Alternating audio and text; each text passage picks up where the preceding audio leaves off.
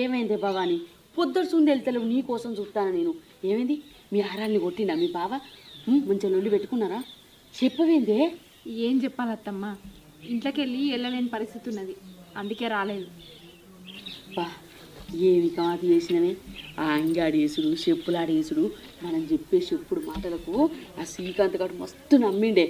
ఇక వానికి పిచ్చిలేస్తుంది, వాడు పోతాడు అది పోతాడు ఇంట్లోకెళ్ళి. మా యారాలు అస్సలే ఉండద్దు.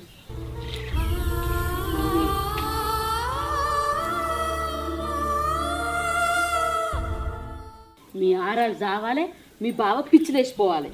నాకు కూడా అదే కావాలి అత్తమ్మ.